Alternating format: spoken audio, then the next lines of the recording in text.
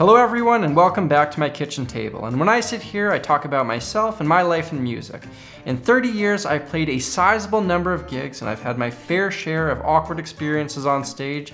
Today, I'm gonna tell you all about them. My earliest gig mishap happened at my first gig. My high school would put on this thing called the rock show where the students would play a number of songs from a musical era for the other students and the parents. It was a big production, there was a stage, lights, choreography, the whole shebang. I was in grade 9 and my audition for the whole thing hadn't gone all that well. I fumbled my way through TNT by AC/DC, and then the teacher who organized the whole thing asked if I knew how to play a bar chord. I did not. But I decided to fake it till I made it, told him I absolutely did, and then proceeded to play an open G chord. The teacher looked at me and said, "That's not a bar chord," to which I said, "Oh yeah, of course," and then went on to play a power chord. Despite my blunders, I still made the cut and he assigned me to one song. Surprise, surprise, it didn't have any bar chords in it. The night of the show comes around, I walk on stage, the band kicks in, but I can't hear a single note that I'm playing. I'd figured that the sound man had muted me because I was playing so poorly, only to realize after that I hadn't fully plugged in my guitar. Whoops. And that was my first on-stage experience. Fast forward a year to the next rock show and I had gotten a fair bit better at guitar. But I had a run-in with school authorities that got me kicked out of the show a week before it happened. Long story short, myself and 19 others had got caught smoking pot on a school band trip, and by band trip, I'm talking about the band in which I played the clarinet in. That wasn't great. I got suspended from school and had to go to a drug rehab program.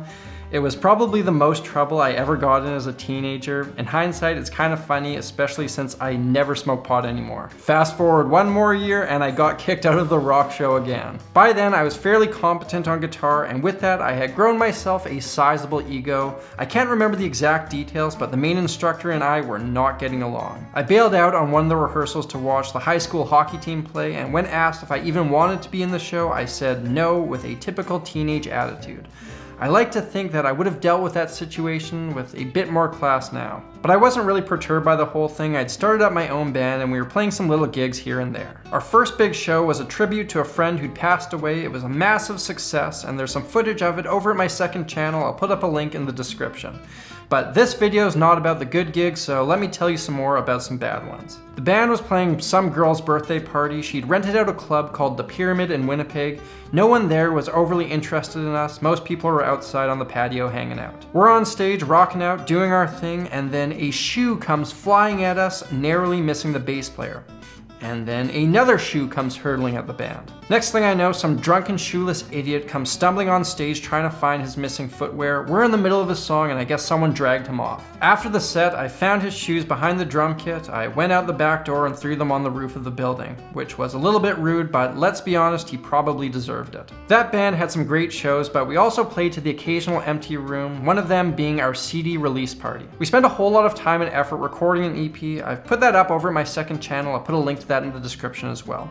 Anyways, the CD release party was in the middle of summer, which I quickly found out is a terrible time to put on a show in Winnipeg since everyone is out at their cabins. It was disappointing how few people came out, but that's part of being a musician. You pay your dues playing empty rooms. There was a period of my life where I decided I needed to do some soul searching, so I went to Australia with a guitar and a backpack for 6 months. It was there that I had my first and only experience busking. I jammed out with my little acoustic guitar some busy area of downtown Brisbane. And if you've ever played acoustic guitar outside and in a busy area, you know that it doesn't carry all that well, so in order to be heard, I had to play extremely hard, which resulted in blood everywhere. I didn't make a whole lot in tips, probably because of the unpleasant visuals, and I was eventually asked to leave. Not a great experience. Here's another one. After I started my music degree in Toronto, I would come back to Winnipeg every summer to play guitar in hospitals for my summer job. It was one of my favorite jobs of all time, and all around it was a very fulfilling experience. I played guitar for people who were more often than not living out their last days at a long-term stay hospital. I'd play in the common areas and the staff would bring the patients around to watch. Well, one morning I was doing my thing and the staff bring by a guy who was likely in the later stages of Alzheimer's and probably had a fairly severe case case of diabetes. I bring this up because when you have diabetes, you can lose the tips of your toes, making for some pretty gnarled feet. The staff put him front row center, and I had to do my thing with his exposed feet inches away. That wasn't the most pleasant thing, I'll spare you some of the details. But hey, that was my job, and I'm glad I could provide people like him with some music. I played a number of gigs where there were no rehearsals before, and honestly, I don't mind it. If everyone has done their homework and is a competent musician, it usually goes pretty well. However, I did play one gig where not only were there no rehearsals before, but no one had a chance to learn any of the music. In fact, none of us even knew what we were playing. I thought I was the only one who was hired last minute, but apparently we all were. The band leader didn't have charts for any of the songs, so I was flying by the seat of my pants for the entire 3 hours. On top of that, there was no bass player, so I didn't really have a reference point. This may have been the only time I was happy that there were only 3 people in attendance. A somewhat similar situation happened when I was hired to play a jazz gig for some sort of dinner banquet thing. It's not uncommon on jazz gigs to just play the standards that everyone knows. However, the leader of the band was far from a jazz saxophonist and didn't know any standards. So we played songs and he randomly played notes over top. It sounded about as bad as you can imagine. The drummer from that band, who remains a good friend, and I will still have a laugh over that one. I was also once hired as a lead guitar player for another band. They had a solid album done and charts for all the tunes. How hard could it be, I thought. Well, it turns out the guy I was replacing in the band was the musical director, the guy who ran the show. Our first gig was at a fundraiser for a rugby team, and it didn't go well. Imagine you're on a ship and the captain has been replaced by a guy who thought he was there to swab the deck. Everyone was looking to me for guidance, and I was probably the least comfortable with the music out of anyone. The drummer from that band is the same guy from the last gig. Him and I will not so fondly reminisce about that night too. There's been a lot of other little negative blips on the gig radar as well. Lots of empty rooms. One time I was hired to do a duo gig with the singer.